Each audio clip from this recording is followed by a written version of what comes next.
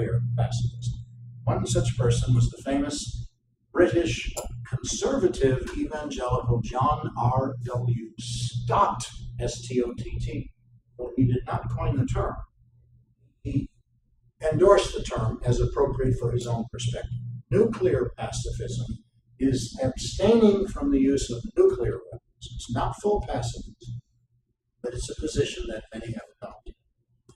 There will also be a couple of questions from Augustine's various conditions of just war. Douglas P. Lackey, in the R reading, doesn't list them all, but he gives us several of Augustine's concept conditions for a just war. Augustine says sometimes maybe greater harm will come by not going, but war must be fought by just means. It must be likely that the godly side will prevail. It must be authorized by a legitimate governmental entity. And so, if you'll review those conditions, let me pull a couple of questions from 5 or so that we talk. And for sure, you should expect a question on what is nuclear pacifism.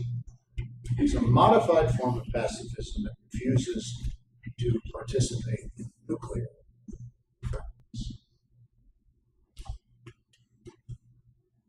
Now, on a day that we've had chocolates, chocolat avec jus d'arachide, chocolates with peanut butter. So we turn to this, well, very somber topic of starvation. And I suppose we can put with it poverty, because I'm going to look briefly at the contribution of an Australian philosopher, Peter Singer. That would be Peter Singer. Peter Singer. Okay.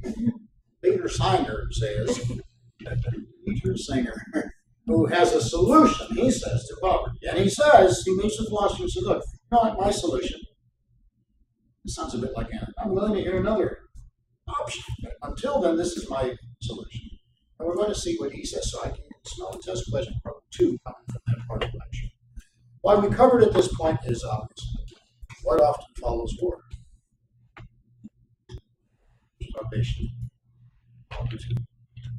Sometimes starvation and poverty lead to war. Sometimes they follow war. There often is a connection, but understand this, that these issues are more persistent than war. And as you will find out eventually, more people die from this than from war. But it's getting ahead of the story. Keep this in your notes if you wish to correspond with the speaker.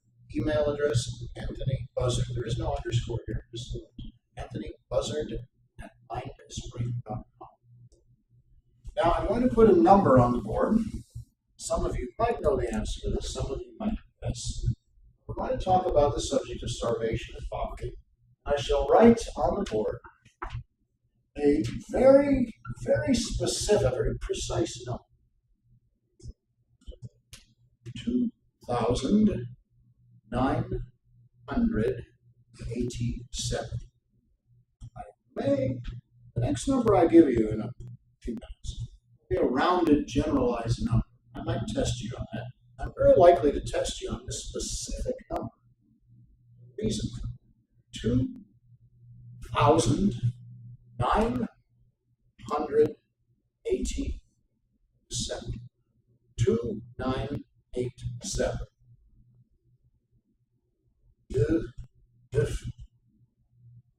Beat second. 5, 9, 2987. What would it be now? Tell me in Spanish. 2987. 2987. Very nice. 2987. Anybody have any idea what that number is? What does that number represent? It's a very important number. Now, if you're not sure and you want to take a guess, that's welcome too. Corey? People who die per year. That's usually the question I get, or the answer, and it's not. But it's not a bad one. Is that the number of people who die in America? Right? That's not the answer. But it's not, it's a reasonable one. In fact, that number might be about right. I really don't know the answer to that. But I doubt it's the specific number, 2,987. But it's not, since we're talking about starvation and poverty, that's not at all an inappropriate estimate or guess. That's not the answer. No harm done. The red shoes, the red next to it. Oh, okay. So you get some. They're court shoes. Okay. What size are they? Yeah, I wear them. And they're well worn. If you take about $5 for them. I bought a pair from. I mean, he wears 11 when I used pair from him. He was leaving class with me. So I got to throw these out. Oh, they're pretty good. Take $5 for them. You want to go home barefoot? I said, take them, wash them, put them in bed. Brought them to me the next day for $5. It's a long time for those were out. Okay, that's not the answer. Anyone else wish to speculate? 2,987. Those? What was it? Those? Read it again. Maybe we hear another language that'll help you figure it out. Okay. 2,987. That's not resonating yet. 2,987. That's not registering yet. Eat, set, no. Polish. 9, 8.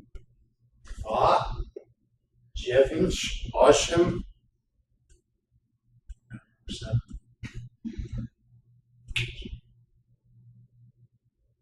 2, 9, 8.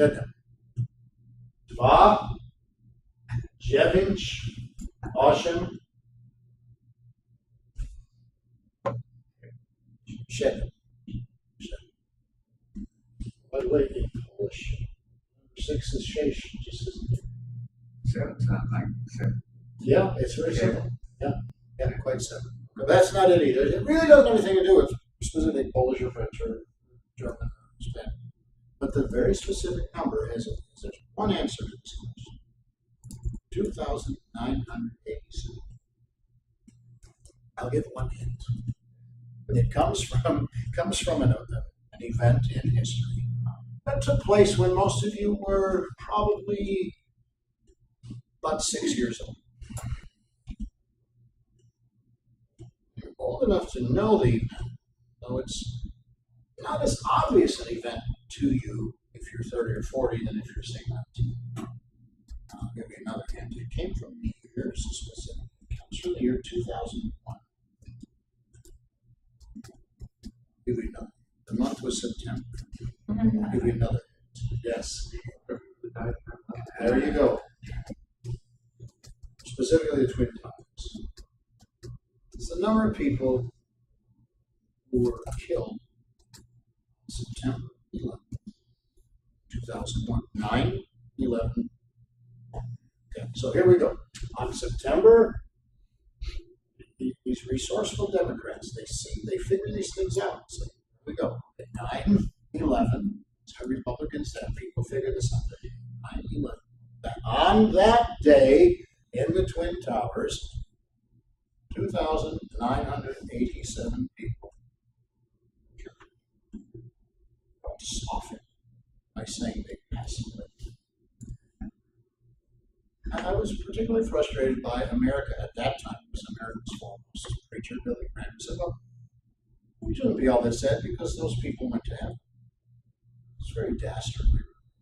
Especially when most people who believe that preach that most people are on their way to hell. Wouldn't one really say that at least some of them must have gone to hell if you believe that's just a terrible thing? Really. Let's just say that they died. Their lives were taken from them. Killed. That's fine. They were killed. In some cases, incinerated. Horribly, some of them may have died of some instant, whatever. 2,987 people killed. And it ranks without parallel as the greatest domestic disaster in the history of the United States. So much so that we created the Division of Homeland Security, the TSA, Transportation Safety. So when you used to be able to go to the airport an hour in advance, and 3, 4, 5 hours ahead of time, go through the line, take off your shoes, take off your belt, go in the little rooms where they inspect you. I was speaking Peoria, East Peoria, speaking in Peoria, Illinois, the Sunday. I am obtuse. Speaking in Peoria, Illinois, the Sun was 5 days later, the 16th of September, and I flew to Peoria, Illinois. I was on a medium-sized craft that seated about 120 passengers. 5 passengers on. There was a time when people were scared to fly. There was a pilot, a co-pilot, 4 flight attendants. There were 6 employees on the plane and 5 customers. Delta lost several $1 million on their flight. Jet fuel, depreciation on the craft, salaries. The airports were like ghost towns. There was room for 120 people on this craft, 5 of us. And each one of us pretty well had our own flight attendant. And peanuts galore, little bottles of water. Did not have pecan house drenched in caramel and rope in front. They were bringing up after it almost. They thanked us repeatedly for having the confidence to fly Delta Airlines. Then I'm to be the speaker at the church. Actually, I flew on Saturday. The next morning, I'm to be the speaker of the church. So I get there,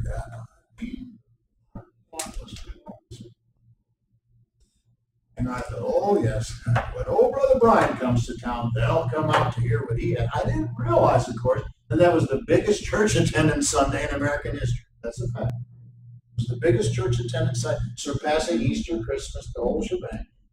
And it had nothing to do with me at all. In fact, I was amazed that everybody was disappointed that I prepared a sermon about this. I would have something on the kingdom of God. Imagine that, okay? And everybody was here. What did we do? We quit flying, but we put the TSA, the Division of Homeland Security, 4 hours through the air. Airlines were losing hundreds of millions of dollars every week. And church attendance was at an all-time, by the way, as a side note on that Sunday and the Sunday after that were the 2 high church attendance. The Sunday after that was nearly that. By the 4th Sunday, it was right back to the normal rate. It takes us 3 weeks of churchiness to get over it. Americans. And we're still overly churched compared to the rest of the world, of course. But that was the highest Sunday of American church attendance in history. The next 2 were near record breaking. By the 4th Sunday, same old ratio. Something else happened on that same day. This is 9/11/01. So I clear this off here, make a little room, We've taken other things off here.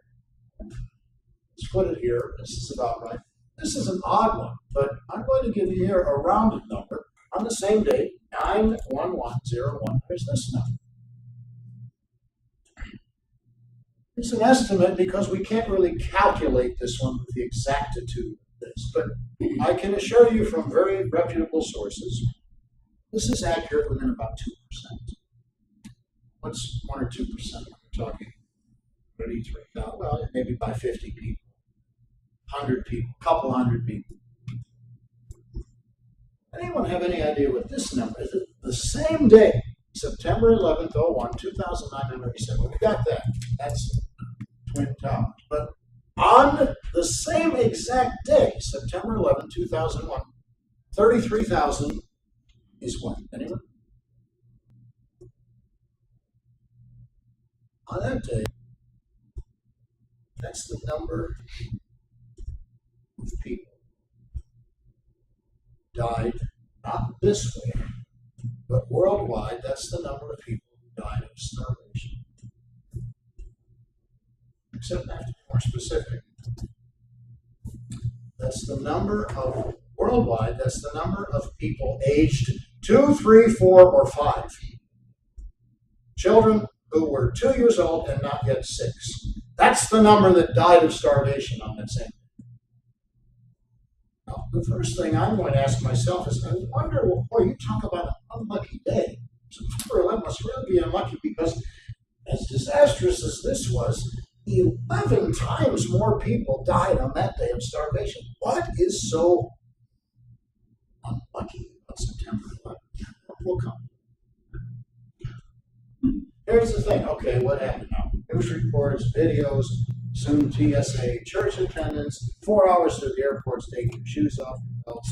People quit flying, and they didn't fly, they tried. So what happened is that we got real proud of the fact. We were worried for a while, but I'll be doggone, on September 12th, we put in zeros.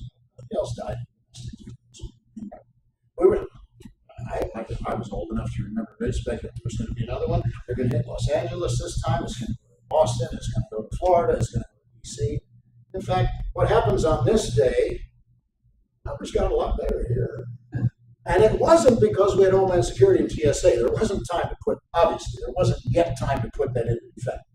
Before we credit all the zeros down here, let us remember that on this day, there obviously wasn't time to put all that in. We still got zeros here. Maybe that was lucky. So on that day, which was far luckier than this day, on this day, nobody dies from domestic terrorism. It's a far luckier day than this. But on that day, September 12th, 2001, how many around the world, ages 2, 3, 4, or 5, died of starvation? What the number is? 33,000. This number didn't turn into a lucky number. This number turned into a lucky number before we had time to do all the adjustments we made. This number stayed unlucky. I think you know why. Because on September 13th, 2001, another 33,000 died, ages 2, 3, 4, and 5. Here is September 14th. You want to know, the number is 33,000. September 15th. What that is, that's the birthday of Roy Acuff, the king of country music. He'd have been 98 on that day if he hadn't passed away. He died. You're right with me, Anthony. I threw that one out there. I threw the softball and clobbered it like this one with the tennis ball. 33,000. And the day that I flew up to Peoria, 33,000. The day I flew home from Peoria, 33,000. So I attempted every year to keep drawing this on the walls all the way around. Because the fact is that from that, in fact, here's the double fact. The fact is from that day forward, that's within 1 or 2%, that's the same number every single day. It's never changed. Plus, remember, it didn't start on that day.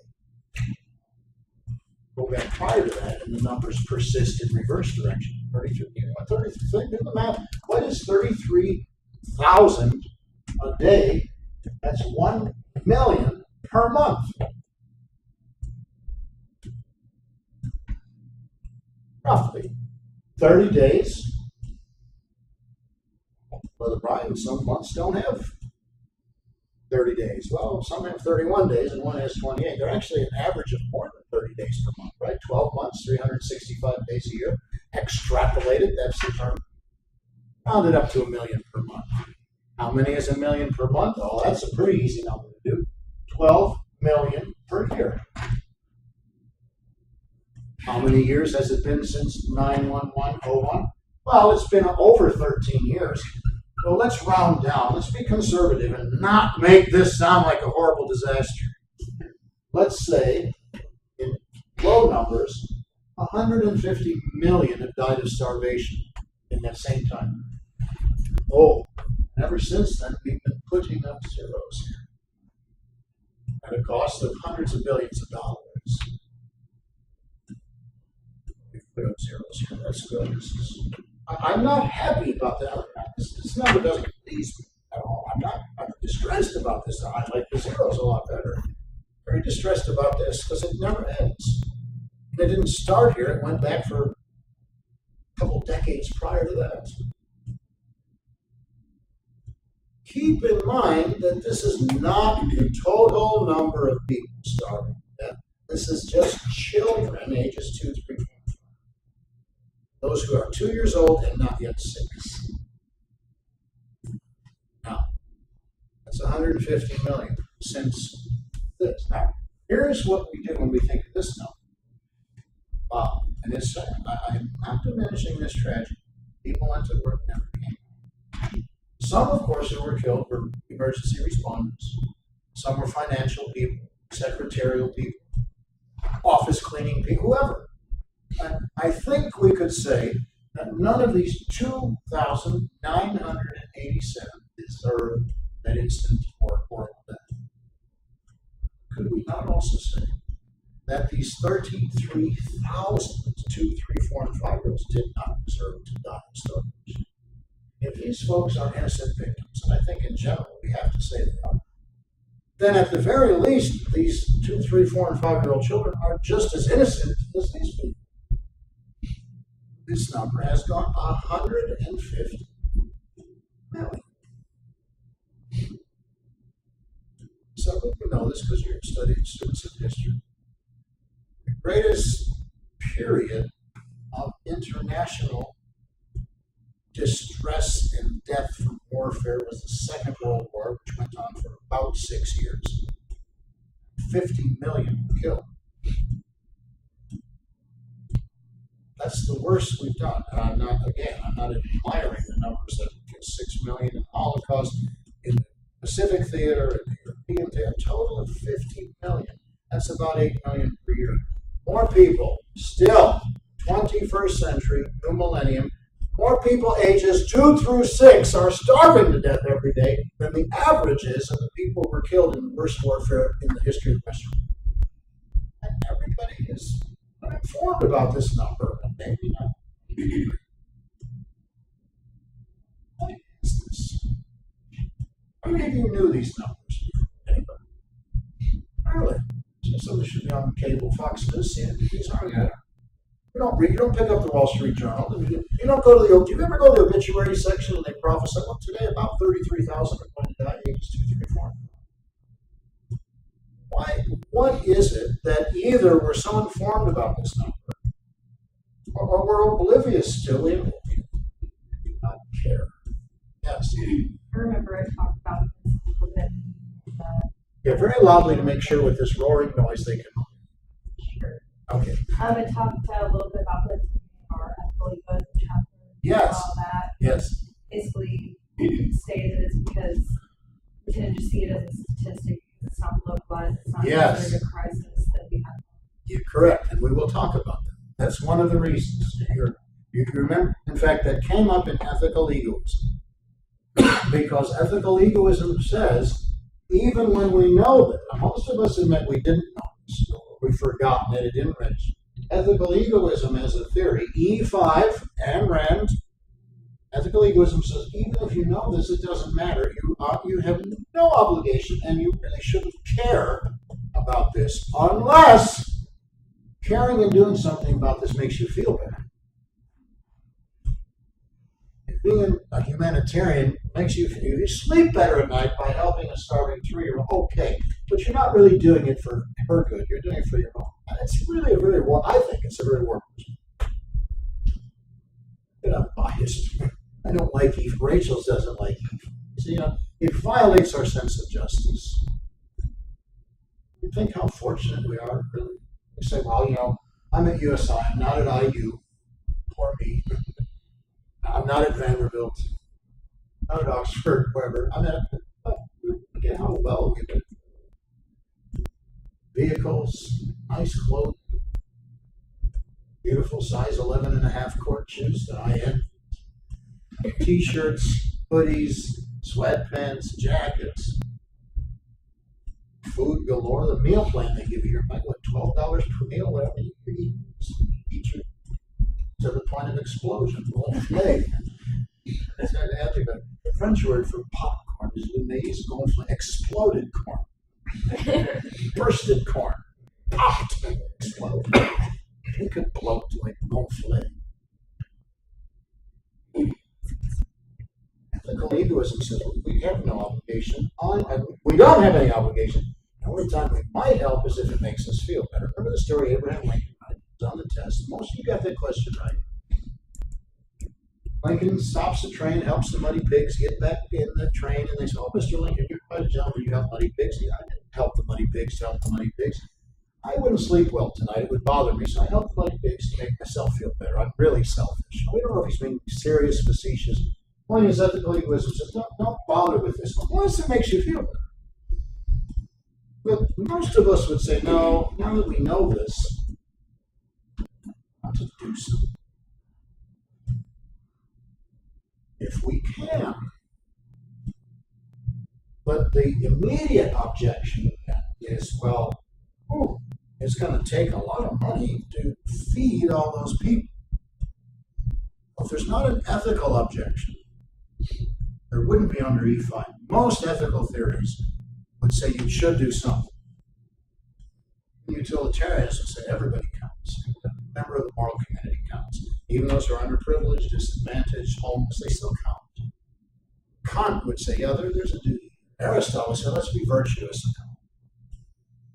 Ethical egoism is one of the few that would say, religion, unfortunately, this is kind of a mixed bag.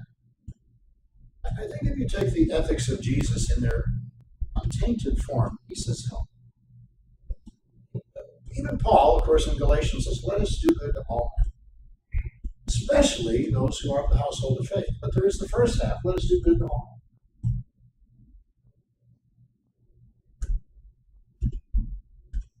Fortunately, some folks, from a religious perspective, say, well, they're not of our faith, they're not of our ethnicity. The worst one, you can look this up, it's from about a year ago. The worst one in this regard is this man who calls himself an evangelist, track robbers. He has his own university, his own law school, his own broadcasting network. He says on one occasion, well, you should never adopt these third world children, Americans. Don't adopt these poor third world children who are starving and take them into your house because they bring demons with you. They are afflicted by demons in these third world countries, and when you adopt them and take them into your homes, unwittingly you will bring demons into your American Christian homes. Surely that is the height of that. Even in all of your research, you haven't found much to surpass the idiocy of that remark. Evil, inhumane, it smacks of, I say it's as bad as Calvinism, but it might be. I'm not too biased on this. Oh, those evil, they're demonic. They just anyone, really. Other than a deluded, self-declared, what is the evangelist who spreads good news? How is this good news? Other than a self-declared evangelist, who in his right mind would say any 3-year-old deserves to starve to death because we've probably got demons in them anyway?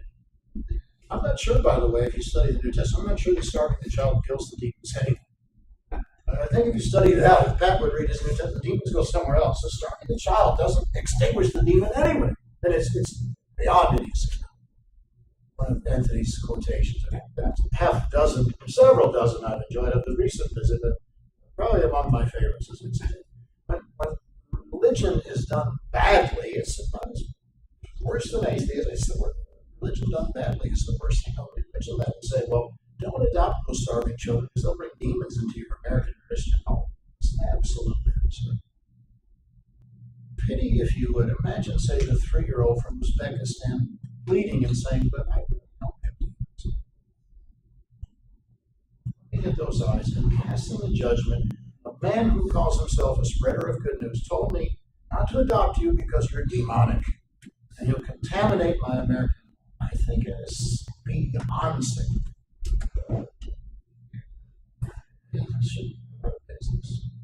But I'm amazed that there has not been somebody will Google this and look it up.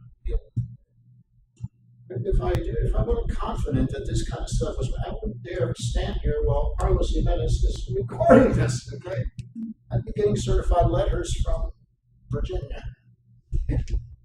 From is it? Southwestern Virginia Beach, Virginia. This man owns a theological center. law school. I mean, theology and law, either way. Okay, now let's move on. Let the deluded wallow in their delusions a bit longer. Let those of us who are clear-minded, empathetic, caring, wise, want to improve. Let's move on. Can we really afford to help these people? Well, here's something to consider. Can we save these people? Can we afford to do? Brother Brian, can we afford to do?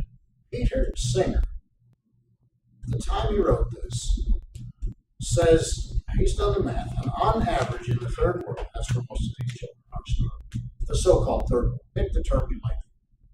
Instead of more recent.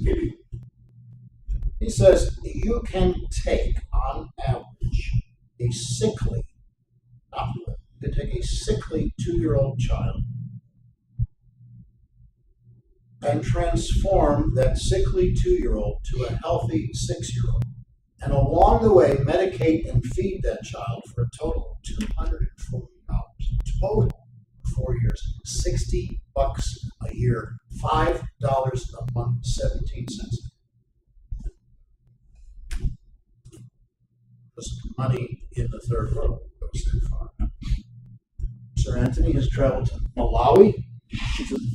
Some very intense poverty that goes beyond description. Here's Malawi, this narrow, elongated nation here between Mozambique and Zambia. What does somebody make in Malawi? $1? What do they make $1 a day? $100 a year if you can find work. Yeah, most of them jobs never will switch on bank or flush a toilet. 45 a day. And yet they get through. Are they all that stupid? No, not at all. No, they're very cheerful. They're cheerful, intelligent people. Oh, this is their life. Barbara, tell us about when they found out what mousetrap. Loudly, Barbara. Well, she told me I hadn't heard this before. They found out about, not talking about where you go to Dollar General and get the sticky glue or the mouse claws itself to the, how about the old-fashioned wooden mousetrap with a spring on it, 3 for $1? We took these mousetraps with us to Malawi because it was preferable to having them crawl over us at night. And of course, the Africans were amazed by them, not only mechanically, but they actually asked us if they could have what hot, and it was to eat the next day. You've heard of trapping? Trapping furry animals for their fur, but trapping a mouse so you can eat it the next day. It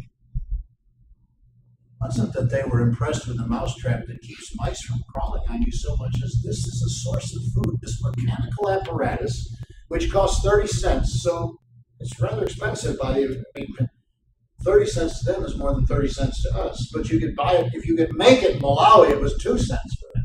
What a nice mechanical apparatus that will feed you. Most of you would rather use decon so the mouse runs away and his intestines explode and he dies far away from the kitties and so forth. Some of you might use the sticky glue. The problem is if you catch the mouse and he's on the sticky glue and he has to get down, you have to watch him tear himself to pieces trying to get stuck. And a few of you, if you use the old-fashioned traps, you don't really consider eating those. They were excited about the possibility of catching a. Here's another. Oh, we got to do a little more math. Some of you are more mathematical. Do the math on this. If 33,000 die every day, this class at 1 hour and 15 minutes, that represents about 5% of one day. In other words, we're of a 24-hour day, we're roughly speaking, when you come in here and get settled, enjoy your caramel drenched pecan and rogue and no chocolate and your truffleized peanut butter supremes and your bottles of water and so forth. During the time we are in here together, 5% of this number, ages 2, 3, 4, and 5, will have starved to death. From the time we got in here till the time we leave, then that means that somewhere, just in round numbers, somewhere around 1,600, 1,700, maybe 1,800 died of starvation. From the time we sat down, hey, I can let you go early and maybe trim that number to 14. Time we're in here, 14, 15, 1,600, 2, 3, 4, and 5-year-olds starving.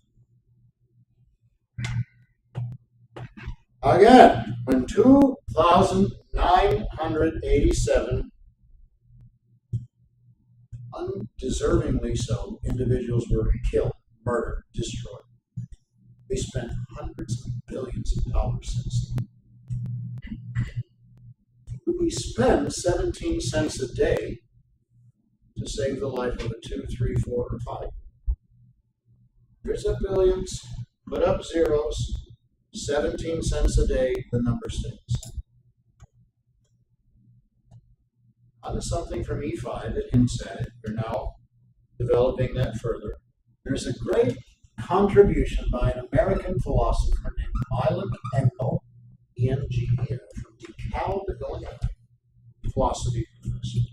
He has a reason for this. He says, if you take a disaster, whether it's starvation, tornado,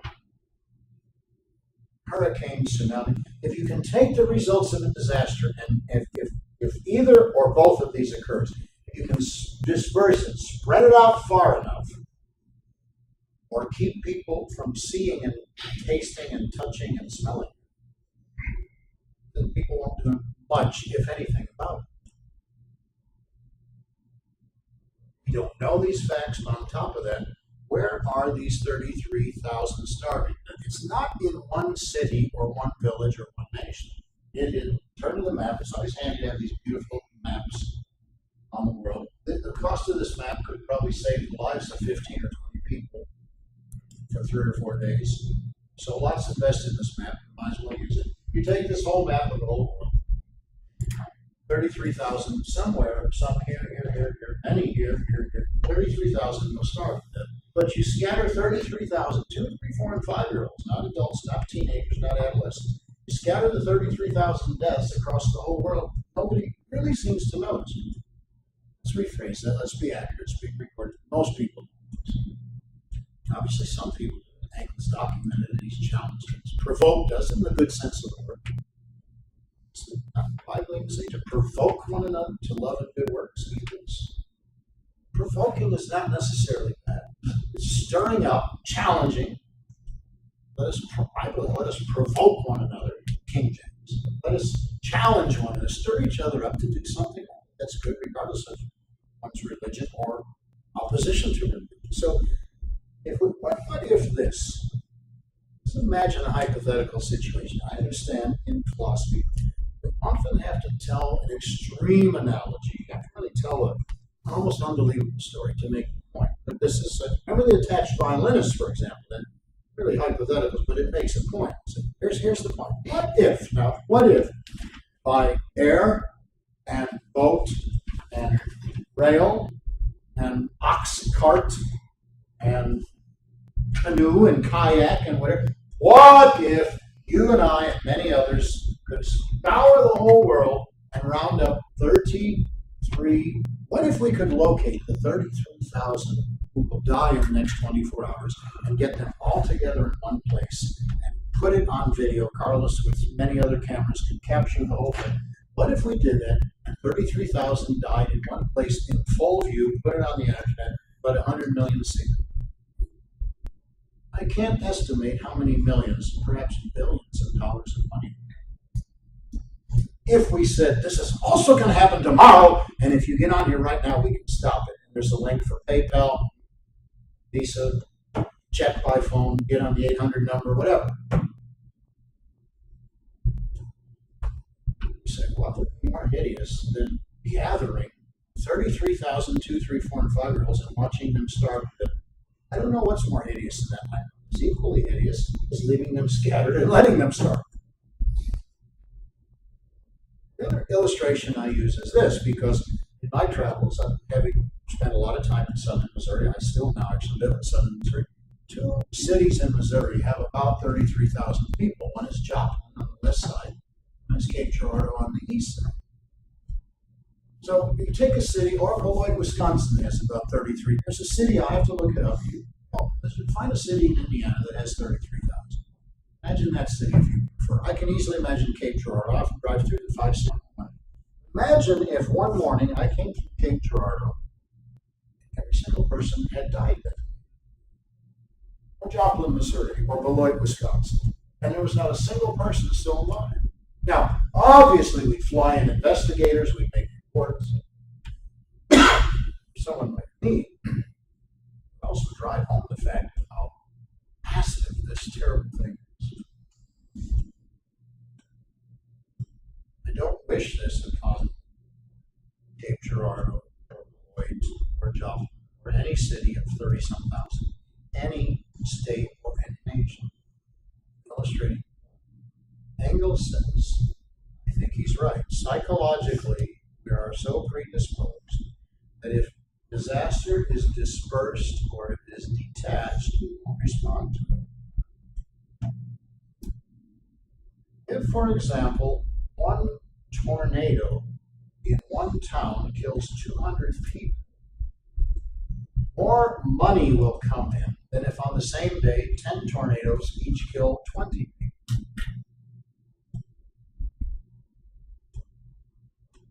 I don't know how far we would have gone if, say, on this day, 10 different places, let's say on this day in 1,000 different places, 2 or 3 people had died from something.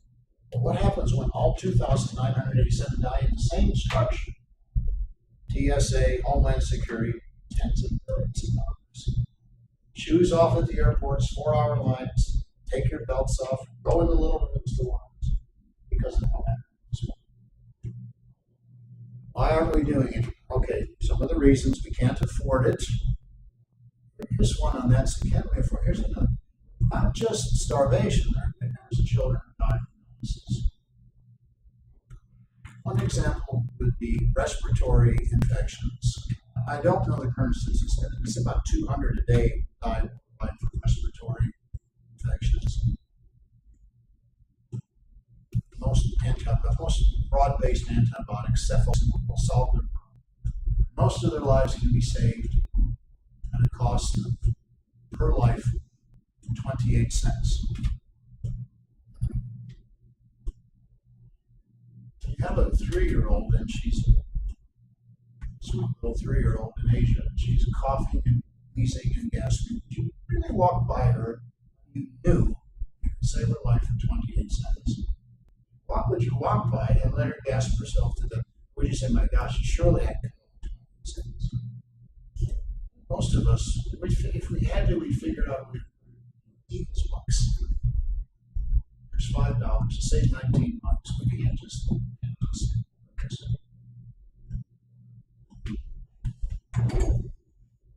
just let this go. So here are the theories. Ethical egoism is not my problem. I'll only help if it makes me feel good. The economic theory says we can't afford it, it's too expensive. Engels says the problem is everybody gets dispersed and we don't notice it.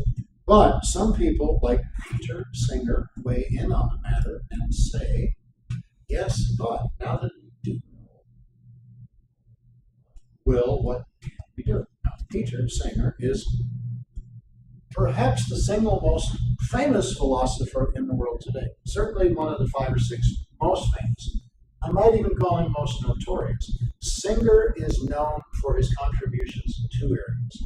Animal rights, get to that a couple weeks from now, and starvation. Poverty, more specifically. Poverty. Singer is an Australian. Said, find that again. Singer is an Australian, and he divides his time teaching philosophy in Australia and down under. And Princeton, New Jersey. Princeton University, probably among the 3 or 4 best universities in the entire United States.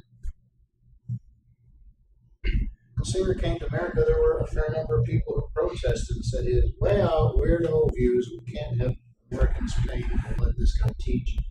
Princeton is private, it has its own endowment, it's a private school. That argument didn't work. And Singer teaches half the time at Princeton, half the time in Australia. Singer offers a solution. You read it in the art book. The Singer solution. World Park. This is what he said. He also, by the way, meets with philosophers and says he's already applied his theory to himself. He lives by this, and he says to other philosophers, I challenge you, if you have a better system and you can sell me that your idea is more efficient, I'll get on with it, but this is what I'm doing. This is what Singer calls the Singer solution. We've identified a problem. We've been shocked into what's going on, but is there a solution? Well, Singer says there is. Singer says this. You calculate reasonably what it takes to live. He doesn't say you live minimally. And he says you should not live luxuriously. You should calculate what it takes to live reasonably.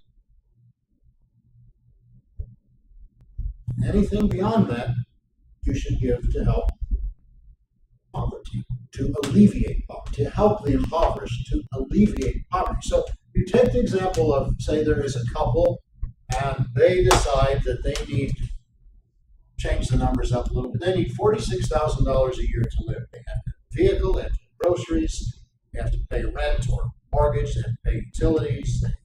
They maybe catch a movie once every couple of months, they go to dinner once or whatever. Okay. He's not saying live punitively, and he is saying you should be living luxuriously. Well, people at 9 could be saved for 17 cents a day. Calculate what it takes to live reasonably. Any money you clear above that, you give to alleviate poverty. So if this couple makes $77,000 a year after taxes, and they need $46,000 a year, they can give and they should give $31,000 a year to poverty. Another couple, maybe they live in San Francisco, housing is more, gasoline is $4.30 a gallon, whatever. They need $67,000 a year to live on, but they earn $114,000 a year. So you do math on this, and they can give $47,000 a year. And these folks can give $31,000. And there are some people who live on $29,000 a year, but all they make is $30,000. That's okay. They just kick in $1,000. But everyone does his respective portion of part. And Singer does the math on this and says, well, we solve the whole poverty problem in less than. Now, as astronomical as this sounds, we've got a man, a PhD, Princeton professor, international reputation. Look, I've laid out for you a solution. We can fix this problem in a year. Let's get on board and get it over with. Then he also says we tackle a lot of other problems. You have to admire, Anthony has challenged people, particularly of faith, you're out to fix the world, to manage the world, to improve everyone, regardless of whatever religious perspective or opposition to religion. I think most of us would like to make the world better. Very few come to USI and say, I want to make people's lives miserable. I want to be a teacher, a physician, dental hygienist, counselor, social worker, poet. Somehow you want to help, to bless, to encourage, to make people's lives better. I have to pause for a minute. I have great confidence in the students at USI. I've told you this before, I've told you this during the semester. 99% of what I am interested in university work is the students. I'm not really concerned about what professors are drawing university money to go attend some conference. They should go through an expensive thing. This is on video. Watch what I say here. Oh, boy. Yeah, okay, Carlos, thank you very much. I'm all about the students. So that's why I'm here. That's why I think most of our time I'm interested in somebody who can lock himself up in his little office for most of the day. Oh, God, I got to go face the lousy, miserable students for 2 hours and draw my baseline, continue my huddle. It's very terrible. The place for scholar, a well-published person here, many, there's a place for them at the expense of the student. And I'm very impressed with USI students. Barbara, Anthony, and I, and Carlos, were talking about this 6 hours ago. It's a very nice group. Well, man, there's rarely a week goes by that somebody doesn't hold the door for me. I know this. Look at that decrepit old man. You can tell. Lumbering along with my bananas, my chocolates. I have never, ever, 5 years, I've never had a difficult, embarrassing, confrontational situation with a student. Not just my student, but anyone on campus would never, not once. Very well mannered. I have great confidence that given information, given strategies, you will, as far as you're able, help fix them. Most of you are better students than I was when I was 19 years old. I have to tell you, when I was 19 years old, I was already the pastor of a congregation at age 19.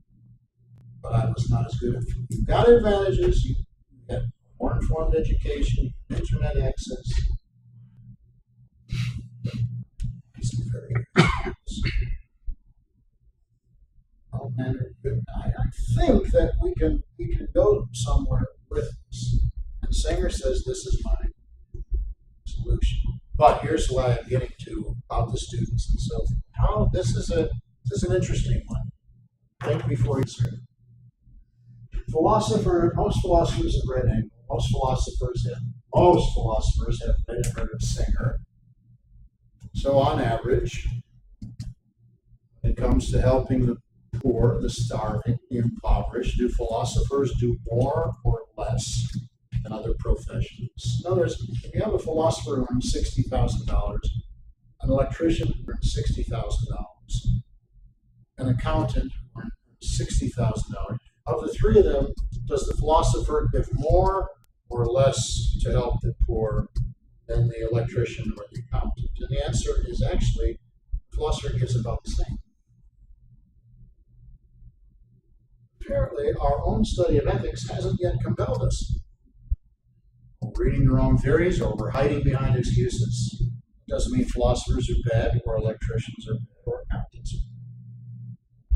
It seems to me that we've got to get beyond just the information and into something that will catapult us towards zeal. Philosophers seem to be no better. Just like Rachel says, when it comes to morality, studies have shown that the clergy are, on average, no more or no less moral than the non-clergy. Exceptions, abuses in clergy and so forth. But on average, he says clergy are they have about the same rates of whatever the incidents are. And philosophers are giving about the same as electricians, plumbers, mechanics, accountants, bookkeepers, pharmacy technicians.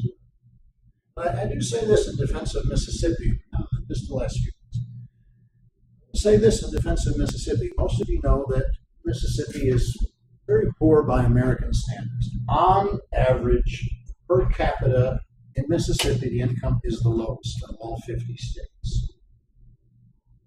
But per capita, of all 50 states, Mississippians give a higher percentage of their income to charity than any of the other 49 states. Now, why is it that the people who earn the least give the most percentage? By the way, the zip codes that tend to give the least to charity are those connected with the penthouses of Manhattan, where millionaires are the standard. People live in $6, $8, $12 million penthouse. You have a Rolls Royce Corniche, $3,000-$4,000. You have a full-time driver, $50,000, $60,000 to drive a car, 2 or 3 servants. Brandy, cigars, and $600 a day budget for food and entertainment. And they don't give anything to charity. I know the answer to this. That is, in Mississippi, one is never more than 10 minutes from grinding poverty. You're not insulated from it. It's back to a textbook. You see people hungry, hurting, diseased. Arkansas, for example, has a higher infant mortality rate than many of the African nations. And South Arkansas, the southern third of the state, has a higher infant mortality rate than most African nations.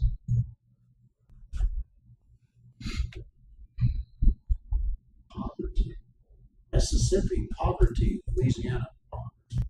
And when you see it, you're more empathetic. You say in the words of D.L. Moody, there but for the grace of God, go out. Famous quote from D.L. Moody. That could be myself. Could be I as correct grammar. It could be I. I could be that person. Not that far away from me. So I give some credit to the Magnolia State. Wonder if we reduce the poverty of Mississippi, if we reduce the generosity.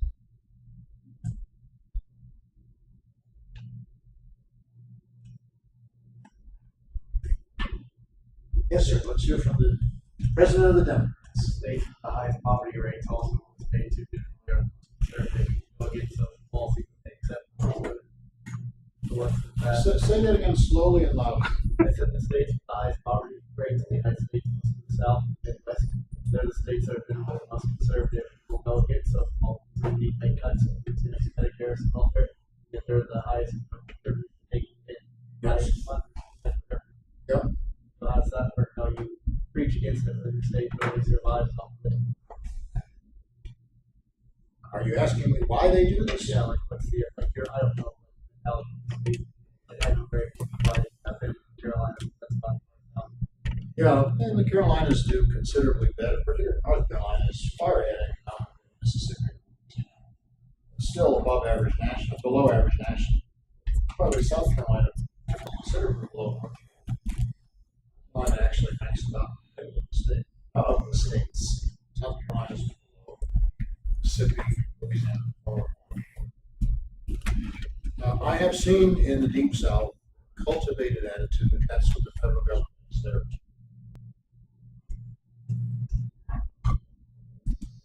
We've cultivated that image in America. We've been the policemen and the Santa Claus of the whole world. By the way, I take my hand to Denmark, which is a nation where the average person lives pretty well. Life expectancy, quality of life, education. The Danes of all nations in the world, the Danes give the highest percentage of their gross domestic product to families. You don't hear this on the news. The Danes live pretty good life. What do you think of Danish? Haagen-Dazs ice cream and Danish pastries, Danish butter cookies. So there are exceptions in terms. They're not limb grinding problem. The Danes had one other solution, one other advantage, and that is that they spend almost nothing. So they have money to do it. I will say this, for the Deep South and for the minorities represented there, from a disproportionately high number of their people get up. Mexican Americans nearly double the national average. Mexican Americans, Black Americans nearly double the national average. Southern United States nearly double the national average. Rural Midwest nearly double the national average. Some of the realities. Finally, I know you hear this all the time. Why don't people in your city, Arizona? I hear all the time on the radio, they get out of St. Louis if they can't. You gotta leave, you gotta have a vehicle, you gotta get somewhere, you gotta have a couple tanks of gas, you gotta have first month's rent, last month's rent, deposits to get your utilities turned on. You're gonna move to, say, here there's a good job in San Francisco or Minneapolis. You need about $4,000 to get. Other than parental help or selling meth, how many of you can raise $4,000 in the next 24 hours? Legal. 3 days. How many of you by the weekend can come up with $4,000 legally? How many of you come up with it illegally? Some people. So that's a complicated answer, and we can talk sometime. Wow, that's as far as we can go. It's certainly past time. It's an unfortunate way to get into spring break, but then again, maybe time is a couple minutes past.